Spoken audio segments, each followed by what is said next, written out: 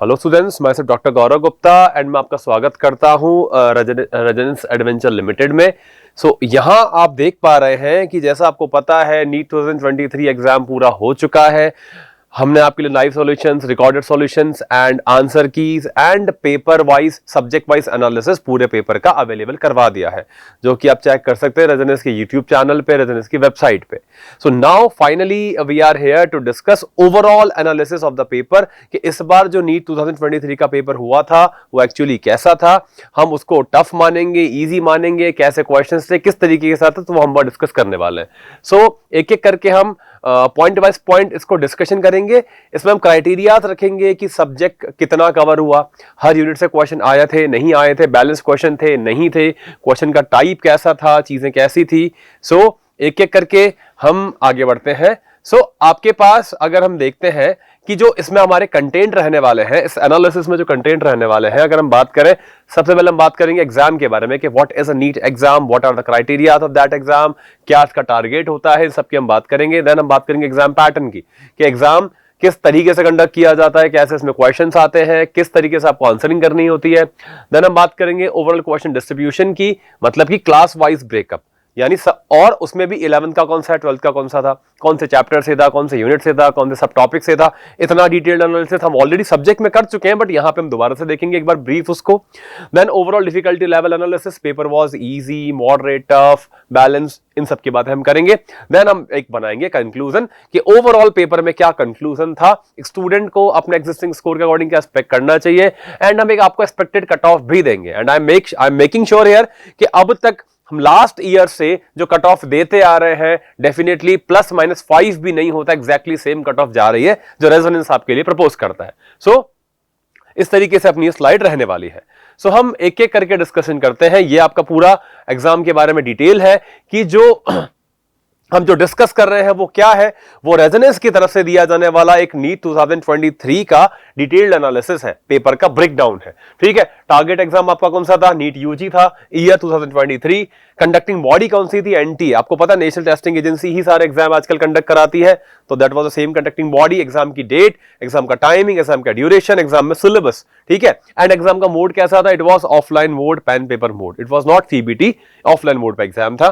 ठीक है, मीडियम जो क्वेश्चन पेपर में आपको मिलती है, जो आप फॉर्म भरते समय ऑप्ट करते हो, इंग्लिश, हिंदी या स्टैंडर्ड लैंग्वेज, इसके अलावा कई रीजनल लैंग्वेजेस आपको मिलती हैं, लाइक तमिल, उर्दू, बंगाली, ये सब आपको मिलती हैं यहाँ पे।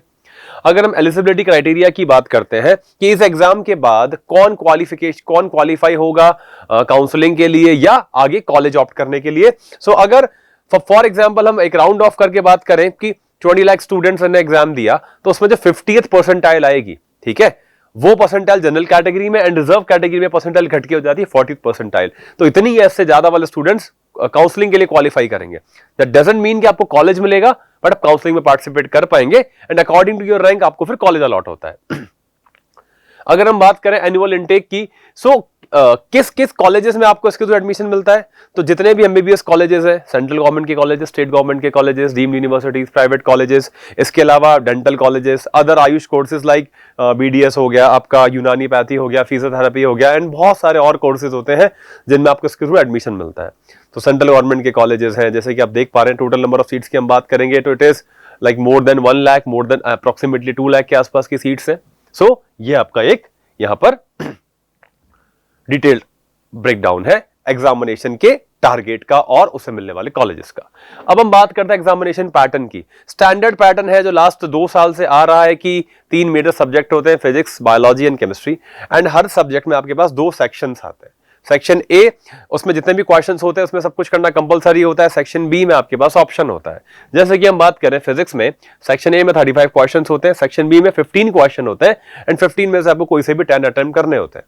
अगर आप सारे अटेम्प्ट कर देते हो तो जो हायरार्की में सबसे पहले वाले 10 आते हैं वही चेक किए जाते हैं, चाहे वो सही हो या गलत हो। ठीक है, हर क्वेश्चन के लिए मार्क्स सेम है। अब अगर आप क्वेश्चन सही करते हैं you will be getting 4 marks, अगर आप गलत करते हैं तो आपको -1 मार्क मिलेगा, अगर छोड़ देते हैं तो 0 मार्क्स मिलेंगे। तो इस तरीके से total question to be attempted in physics और केमिस्ट्री और बायोलॉजी में डबल हो जाते हैं, बॉटनी एंड जूलॉजी में तो 45 क्वेश्चन इन ईच सब्जेक्ट। तो आपके पास 4 सब्जेक्ट है, तो टोटल क्वेश्चन आउट ऑफ 200 आपको अटेम्प्ट करने होते हैं 180, जिसमें से सेक्शन ए के सारे क्वेश्चन करना कंपलसरी है, सेक्शन बी में से आप 15 में से कोई से भी 10 कर सकते हैं। तो इस तरीके से जो टोटल नंबर मतलब जो मार्क्स होते हैं आपके एक पेपर में वो हो जाते हैं 720 में से फिर आपको स्कोर करना होता है। सो अगर हम बात करें इन्हीं सारी चीजों की, आगे चलते हैं तो सेक्शन बी के बारे में हमने डिस्कस किया कि किस तरीके से है कि अगर आप छोड़ देंगे तो 0 मार्क्स है, ठीक है। और अगर आप नहीं करेंगे क्वेश्चन को, या आपने लाइक पार्शियल बबल भर दिया या आपने प्रॉपरली बबल फिल नहीं किया तो वो नेगेटिव में काउंट होगा। अगर आप क्वेश्चन कर रहे हैं, प्रॉपर ओएमआर में बबल फिल कर रहे हैं, देन वो करेक्ट है, तब आपको +4 मार्क्स मिलेंगे, अदरवाइज -1। आगे हम देखते हैं इसमें कि क्वेश्चन का डिस्ट्रीब्यूशन, जैसा कि सब्जेक्ट एनालिसिस में भी हमने आपको डिटेल में बताया था, बट यहां हम दोबारा से देखते हैं कि 11th to 12th का ओवरऑल वेटेज क्या रहा। अगर हम केमिस्ट्री में देखते हैं तो ये लगभग बराबर सा था, 46% was from 11th and 54% was from 12th का थोड़ा ज्यादा था, पर मोर ओवर बराबर ही है। फिजिक्स में आपको बहुत वेरिएशन देखने के लिए मिलेगा, क्योंकि फिजिक्स में जितनी भी मेजर यूनिट्स है वो मोस्टली 12th में ही आती हैं। तो पूरा 1/3 paper was from 12th 64% and 36% paper था 11th वाले सिलेबस से। एंड बायो में भी लगभग बराबर सा था, 11th थोड़ा ज्यादा था, 12th थोड़ा कम था, but it is approximately same 55 और 45%। ओवरऑल अगर पूरे पेपर की बात करते हैं तो 11th से, बिकॉज फिजिक्स काफी कम आई थी, तो 42% 11th से था पेपर एंड 52% 12th से था। बट यहां से आपको क्लैरिटी मिल गई होगी कि 11th 12th का लगभग बराबर वेटेज रहता है। सब्जेक्ट में कम ज्यादा हो सकता है, बट ओवरऑल वेटेज 50-50 का ही रहता है। यहां पे अगर हम देखते हैं, गलती से यहां पे मैथमेटिक्स लिखने में आ गया तो डोंट माइंड, ये बायोलॉजी है। इस तरीके से अगर आप देखेंगे तो जो class wise number of questions है वो भी आप यहां पर देख सकते हैं। अगर हम डिफिकल्टी लेवल की बात करते हैं तो डिफिकल्टी लेवल को हम 3 कैटेगरी में कैटेगराइज कर लेते हैं, easy, moderate and tough. Easy को हम देते हैं 1 मार्क और मॉडरेट को हम देते हैं 2 एंड रिस्पेक्टिवली टफ को हम देते हैं 3, और इसके अकॉर्डिंग हम एक एवरेज बनाते हैं। सो इजी लेवल के जो क्वेश्चंस थे केमिस्ट्री में वो थे 11, फिजिक्स में थे 46 एंड बायोलॉजी में थे 62। इजी का मतलब जो होता है कि आपने देखा और आपको देखते ही आंसर आ गया, ज्यादा कुछ सोचना नहीं, ज्यादा कुछ कैलकुलेट नहीं करना। मॉडरेट में वो चीजें होती हैं, क्वेश्चन वाज इजी बट वो थोड़ा लेंथी है, पढ़ना पड़ेगा, दिमाग ज्यादा नहीं लगेगा, बस आपको पढ़ना पड़ेगा, पेशेंस रखना पड़ेगा। एंड टफ में वो क्वेश्चंस आते हैं जो या तो बहुत लेंथी है या जिनमें कुछ लॉजिक आपको लगाना है, जैसे कि AR वाले क्वेश्चंस हैं, कुछ टफ कैलकुलेशन वाले क्वेश्चंस हैं, तो उनको हम फिर टफर साइड में रख देते हैं। इस बार फिजिक्स का पेपर सिर्फ इजी या मॉडरेट में था, कोई क्वेश्चन ऐसा नहीं था जिसको आप टफ की कैटेगरी में रखोगे। तो पहली बार ऐसा हुआ है कि फिजिक्स में कोई क्वेश्चन टफ की कैटेगरी में गया ही नहीं। केमिस्ट्री में 5 क्वेश्चंस आपको ऐसे मिले, और बायो में बिकॉज लैंग्वेज बहुत बड़ी होती है, बहुत सारे AR थे, क्लोज ऑप्शंस थे, तो इसलिए 11 क्वेश्चन ऐसे थे जिन्हें हम टफ की कैटेगरी में रखेंगे, जो एग्जाम में ज्यादा चांसेस है या तो आप छोड़ देते हैं या फिर गलत कर देते हैं, तो उन्हें अपन ने इस कैटेगरी में कैटेगराइज किया है। इसी तरीके से अगर हम ये देखेंगे टफ, मीडियम, इजी का लेवल देखेंगे, तो आप देखेंगे कि यहां पर केमिस्ट्री में ये इजी है, मॉडरेट है एंड टफ है। मैक्सिमम वेटेज जो केमिस्ट्री में रहा वो मॉडरेट का रहा because of calculations, and physics में तो मैक्सिमम क्वेश्चन वाज इजी, लगभग पूरा पेपर ही इजी था। आपको 45 क्वेश्चन करने होते, 46 तो इजी थे, तो लगभग पूरा पेपर ही इजी था। बायो में भी ये रेशो इजी का ज्यादा था, मॉडरेट का था, एंड कुछ क्वेश्चन डिफिकल्ट थे बिकॉज ऑफ देयर लैंग्वेज। अब इसी को हम कंपेयर करते हैं पिछले 5 साल के इनके डिफिकल्टी चार्ट से। तो यहां पे हमने क्या दिया कि कोई पेपर को इजी को हमने बोला 1, 2 एंड 3, हम हर क्वेश्चन को इसके अकॉर्डिंग सेग्रीगेट करते हैं, देन हर पूरे पेपर का हम अगर एनालिसिस बनाते हैं और पूरे पेपर को अगर हम फिर से सेम नंबरिंग दे, तो इस बार के पेपर की जो नंबरिंग जाती है, बायोलॉजी में लाइक 1.49, केमिस्ट्री में 1.88, फिजिक्स तो बहुत इजियर साइड थी तो 1.08, एंड ओवरऑल पेपर का जो एक एक्सट्रैक्ट सामने आता है दैट इज 1.48, मतलब कि ये इजी टू मॉडरेट के बीच का था। इजी वाज 1, मॉडरेट वाज 2, तो बिल्कुल बीच का था। तो पेपर को हम क्या बोलेंगे कि paper easy to moderate level का था। 22 में लास्ट ईयर हमने देखा था पेपर टफ था, दोबारा से यार इंट्रोड्यूस हुए थे, पेपर बहुत लेंथी था, तो टफर साइड था, तो मॉडरेट की तरफ थोड़ा ज्यादा पेपर था। देन 21 में भी पेपर ऐसा ही था, 20 में बहुत इजी था, 19 में बहुत इजी था, 18 में थोड़ा टफर साइड था, एंड 17 में टफर साइड था। पहले नीट टफ हुआ करता था, जब मैंने नीट दिया था फर्स्ट टाइम हुआ था तो बहुत टफ लेवल का था। अब ये इजी होता जा रहा है क्योंकि स्कूल बेस होते जा रहा है एग्जाम को लेके। सो अब देखेंगे कि इन 2 साल में पेपर थोड़ा सा टफ लगा, बट स्टिल पेपर का पैटर्न वही है कि लगभग इजी टू मॉडरेट लेवल का नीट का एग्जाम आता है। ठीक है, डिफिकल्टी लेवल सेम, अगर ग्राफिकल पैटर्न में देखना चाहें तो सेम लेवल है आपके पास में। केमिस्ट्री थोड़ा सा ज्यादा एक्सटेंड हो गई है और फिजिक्स बहुत कम रह गई है, ओवरऑल पेपर बैलेंस है। अब यहां हम सब्जेक्ट वाइज देखते हैं, ये डिस्कशन हम पहले भी कर चुके हैं कि आप देखेंगे, मैंने पहले भी बायोलॉजी के बारे में जब बताया था तभी भी आपको बताया था कि इस बार नीट वालों ने, एनटीए वालों ने किसी भी यूनिट को छोड़ा नहीं है, कि एक पर्टिकुलर यूनिट से बहुत सारे क्वेश्चन दे दिए और बाकी से बहुत कम दे दिए। हर यूनिट से उसके हर सब टॉपिक को कवर करने की कोशिश करी है। हर यूनिट से एटलीस्ट एक क्वेश्चन, बड़ी यूनिट से 2 या 3 क्वेश्चन भी आपको दिए हैं और इस तरीके से आपको पूरा बैलेंस पेपर दिया है। किसी भी एक का वेटेज इतना ज्यादा नहीं है कि वो पेपर का मेजर पोर्शन कवर करे, बट इतना जरूर है कि वो मिनिमम 2% ही कवर करे, पर वो वेटेज देगा और कवर करेगा। यानी एक क्वेश्चन तो हर सेगमेंट से या हर टॉपिक से आपको मिला ही मिला है तीनों सब्जेक्ट में।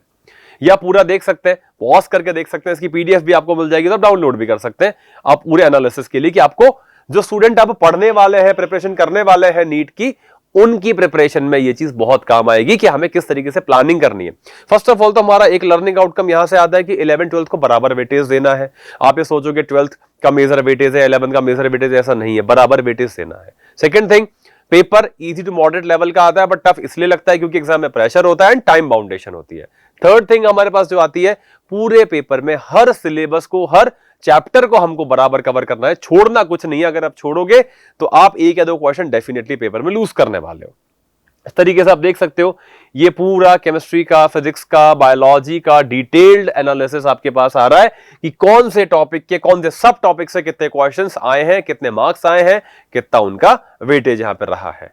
राइट, सो ये बॉटनी का आ गया, इसी तरीके से जूलॉजी का आ जाएगा। पूरा देख सकते हैं, पूरा डिटेल्ड एनालिसिस आपके लिए यहां पे अवेलेबल है कि आप सब टॉपिक वाइज भी ये देख पाएंगे कि सब कुछ कवर हुआ है।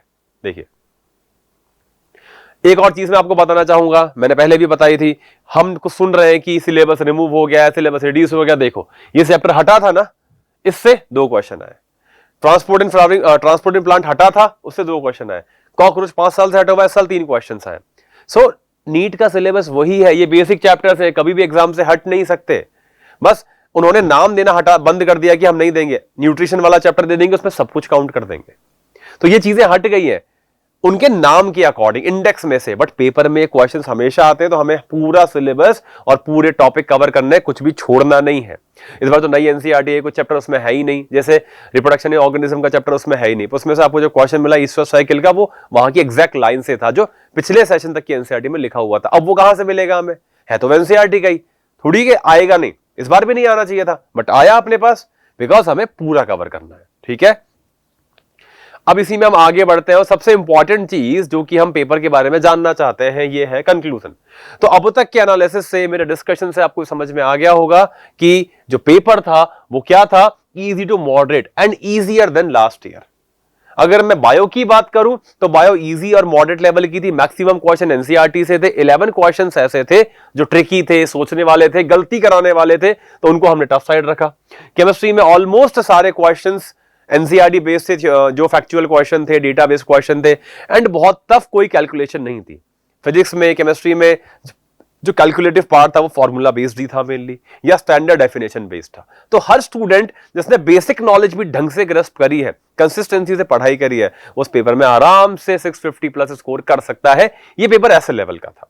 ठीक है, और अगर हम ओवरऑल कंक्लूजन पे आते हैं तो सबसे अवेटेड चीज हमें जानना चाहते हैं कि हमारी कट ऑफ कितनी जाएगी। So if we want to say about the cut off of general category, reservation wise, special category wise वो अलग अलग हो सकती हैं। अगर हम जनरल कैटेगरी में ऑल इंडिया कोटा में बात करें, जो लास्ट सीट मिलने के चांसेस है, जैसे लास्ट ईयर मैंने बोला था 590 था, एंड 590 पे अप्रोक्सीमेटली कॉलेज मिला था, और इस बार में चीज मैं कहना चाहूंगा कि ये रहेगी 610 के आसपास। क्या रीजन है ऐसा कहने का? 20 मार्क्स क्यों बढ़ाए? पेपर इजी था, स्टूडेंट्स ज्यादा थे, एंड पेपर में क्वेश्चन कंफ्यूजिंग नहीं थे, तो ज्यादातर चांस है कि लोग इसको स्कोर कर पाएंगे, स्टूडेंट इसे अप्रोच कर पाएंगे। तो ये अपना ओवरऑल इस पेपर को लेके कंक्लूजन था, डिटेल्ड एनालिसिस था, आपकी एक्सपेक्टेड कट ऑफ है जो हम प्रेडिक्शन देते हैं, प्लस आप अपने जो स्कोर आपने कैलकुलेट किया होगा, आई रिकमेंड टू एवरीवन कि आप स्कोर कैलकुलेट करें। तो कैलकुलेटेड स्कोर हम रैंक प्रेडिक्टर आपके लिए हमने डाल दिया है रेजिडेंस की वेबसाइट पे, आप वहां जा सकते हैं, बहुत इजीली अपनी बेसिक डिटेल फिल करके, अपने मार्क्स फिल करके आप एक्सपेक्टेड रैंक बना सकते हैं। And I can again guarantee you कि आपकी जो रैंक उसके अकॉर्डिंग आएगी, नियर अबाउट 5% का वेरिएशन आएगा, आपकी एग्जैक्टली रैंक वही आएगी जो हमारा पेपर आपको बता के देगा। वो बहुत डिटेल्ड एनालिसिस के बाद बनाया जाता है, और इसी तरीके से आप सारा डिटेल्ड एनालिसिस यहां से देख पाएंगे, सॉल्यूशंस आप देख पाएंगे। सो जिन स्टूडेंट का एग्जाम हो गया है वो अब एक चैन की सांस ले सकते हैं, जिनको लग रहा है कि हमारा स्कोर थोड़ा सा कम आएगा, पेपर बिगड़ गया, तो वो इसके अकॉर्डिंग और अपनी परफॉर्मेंस के अकॉर्डिंग ट्रैक करके अपना फिर से फर्दर प्लानिंग कर सकते हैं। एंड सबसे इंपॉर्टेंट, जो स्टूडेंट अब एग्जाम देने वाले हैं, जो 11th में है, जो 12th में है, जो नीट के लिए प्लान कर रहे हैं, जो इस साल नीट का एग्जाम देंगे, अगले साल नीट का एग्जाम देंगे, उन लोगों के लिए ये एनालिसिस को बेस बनाना अपनी प्रिपरेशन के लिए बहुत कंपलसरी है। Like it is a mandatory thing कि अगर आप इस साइंटिफिक तरीके से बेस बना के पढ़ाई नहीं करोगे, रैंडमली पढ़ाई करोगे, तो मार्क्स भी फिर रैंडमली ही आते हैं। हम श्योर नहीं हो पाते कि हम इतना स्कोर करेंगे। तो इसी के साथ मैं आप सब के लिए बेस्ट विशेस देना चाहूंगा। जिनका एग्जाम हो गया है उनको बहुत बहुत बधाई, वो फ्री हो सकते हैं। और जिनका एग्जाम होने वाला है, या कुछ लोग ऐसे हैं जो अभी से इतना श्योर है हमारे मार्क्स बहुत अच्छे आ रहे हैं कि will definitely get a college, so advance congratulations to them in advance. And जो स्टूडेंट अभी जर्नी शुरू करेंगे या कर चुके हैं, उनकी पूरी प्रिपरेशन के लिए I wish you all the very best. And आप किसी भी समय academic counselling, non academic counselling regarding your studies, management, planning, resonance के बारे में अगर मैं आपको एक बात बताऊं तो we are the most planned institute in the India. There are lots of institute, पढ़ाते सब अच्छा है, बट एक प्रॉपर प्लानिंग, एक प्रॉपर गाइडेंस, एक प्रॉपर फॉर्मेट जिसको आप करेंगे फॉलो, तो आप ये बोल सकते हैं कि हम गारंटीड सिलेक्शन लेंगे, गारंटीड रैंक लेंगे, that we provide. So we are the most planned institute, because success कभी भी मिलती नहीं है, वो प्लान करके अचीव की जाती है। If you are in a competition, you are not lucky, you are just planned very well. ठीक है, सो आप कभी भी हमारे टेली का नंबर पे कांटेक्ट कर सकते हैं, आप पर्सनली हम टीम से आके मिल सकते हैं, आप मुझसे आके मिल सकते हैं। I will be available for you every time that is possible. So again I wish you all the best, and जिनका एग्जाम हो गया वो एंजॉय करें। एंड इसी के साथ मैं अपनी बात खत्म करना चाहूंगा। मैं doctor Gaurav Gupta signing off. Thank you.